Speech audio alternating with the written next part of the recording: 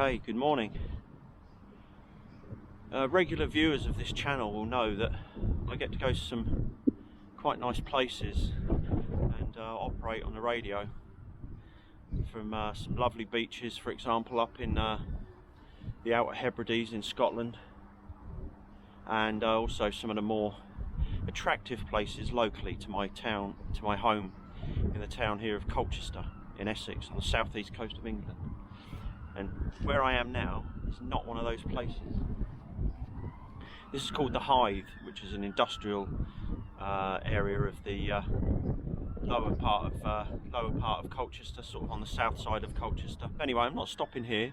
I'm cycling up to a place called Roe Hedge to get the foot ferry that will take myself and my bike over to the other side of the river, to the town of Wivenhoe. And then I'm going to cycle up to a place called Alresford, near Alresford Creek, operate on the radio using the AliExpress vertical, and something new that I've got to show you to do with the batteries, to do with power in the radio.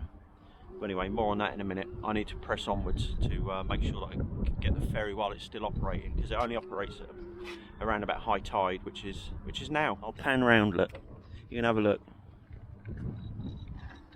See how nice it is.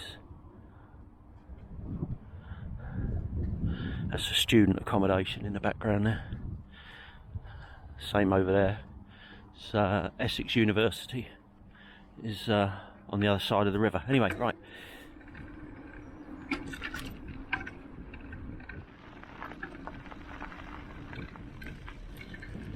Got the wind behind me. Won't be so easy on the way back. Oh, there goes a train.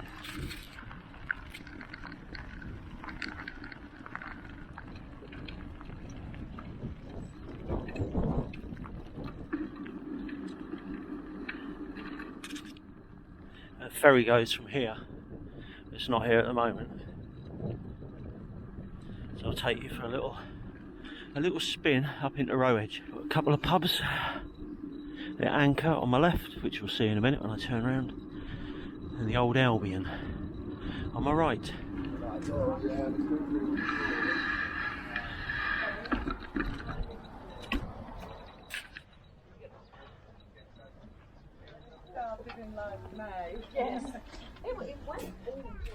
So the cafe behind me here is just community run, so that's kind of a not-for-profit thing.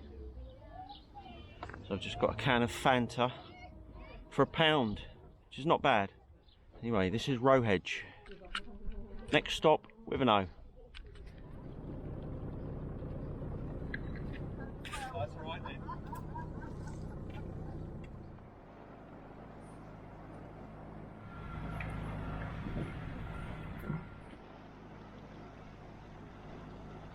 I line that up back where we need to go.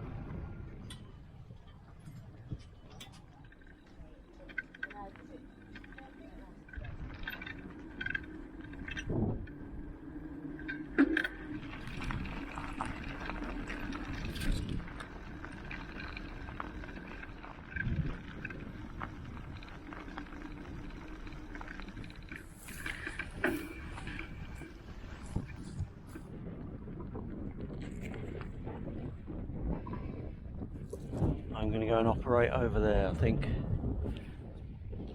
Okay, so I'm setting up just here. So I've got the FX4CR, I've got the AliExpress vertical with the ground spike, and that will just go into the marsh. I have bought some radials. I've got 5 16.5 foot radials there, but experience tells me into the salt marsh don't need radials.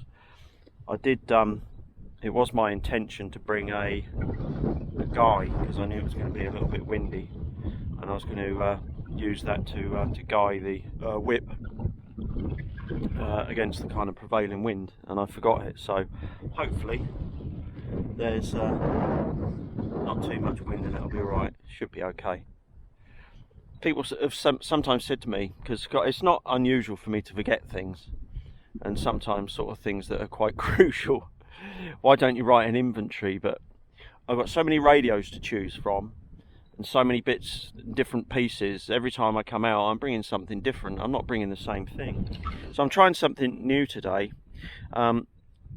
In a couple of my sort of recent videos I've been experimenting with 18 or 18650 batteries to power the FX4CR and the G90, and a little buck boost converter to actually drop the voltage down.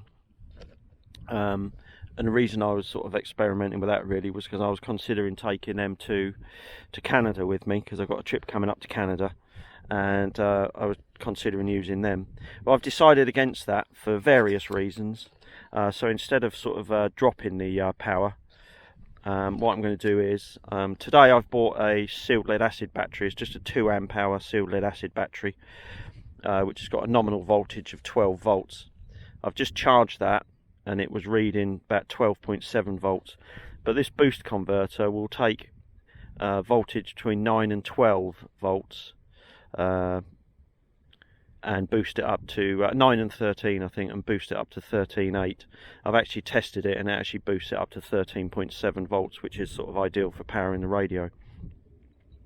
So I'm not going to take sealed lead acid batteries with me to Canada. I'm actually taking a LiFePO 4 battery, which is 96 watt hours, which is just below the 100 watt hours that they'll allow you on an aircraft. And I've got 3 flights, because I've got an internal flight in Canada between Toronto and Halifax in Nova Scotia. Anyway, so just going to hook everything up, set the radio up, and I'm only going to see if I can get 1 or 2 contacts, and then I've got to cycle back, but I'm keeping this side of the river, back through the town of Wivenhoe where I just got off the boat, and then back along what they call the Wivenhoe Trail. Oh, there you go. I just fully extended the whip, dug it into the salt marsh, and I'm getting an SWR 1 to 1.6 straight away, no radials.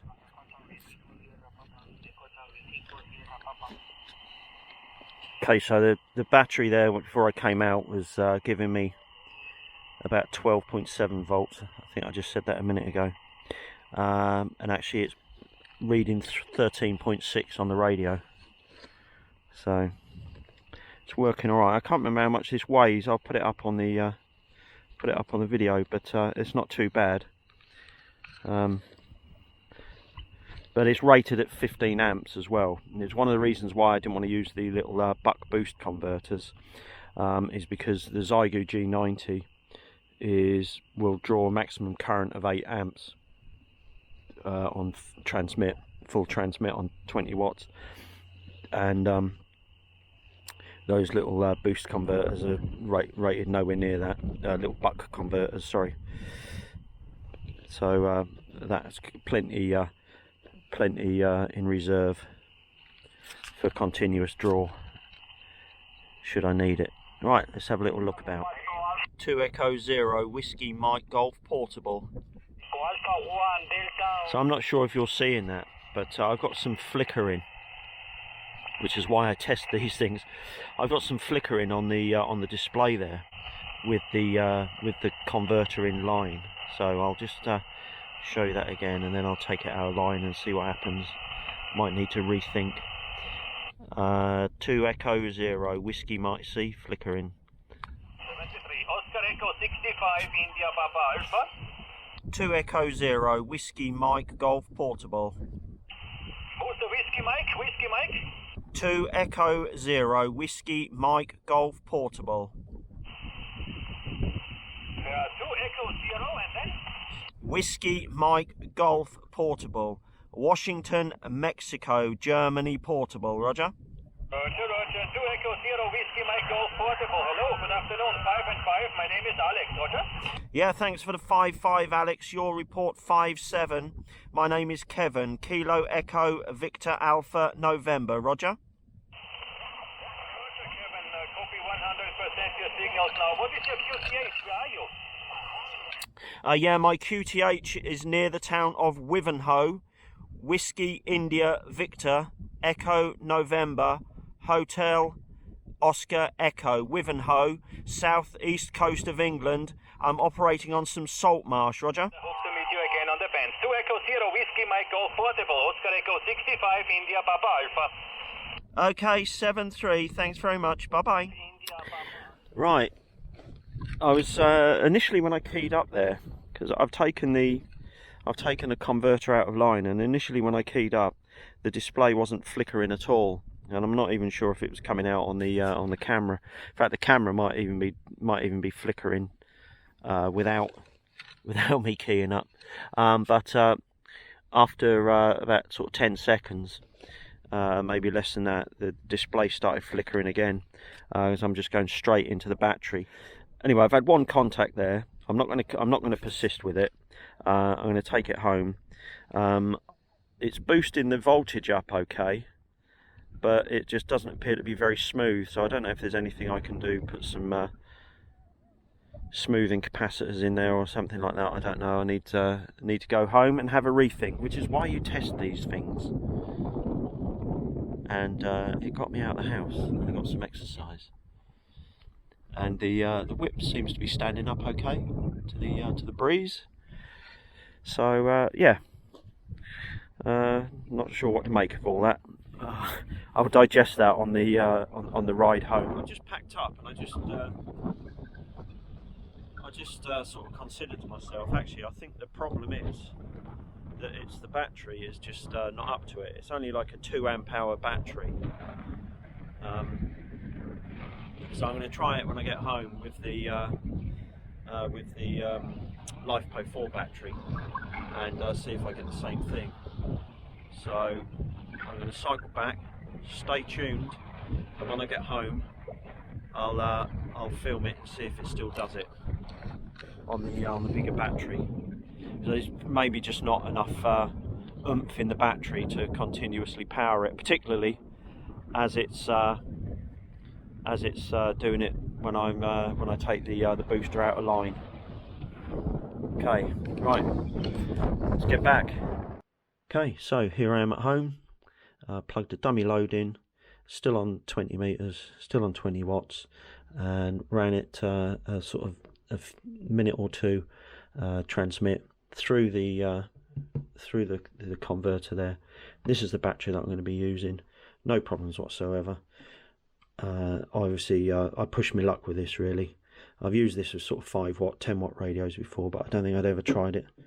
In fact, no, I hadn't. So pushed me luck, and it obviously these are designed for standby use, and it didn't like couldn't sustain the sudden surge. Anyway, lesson learned. 7-3. Till next one. Bye for now.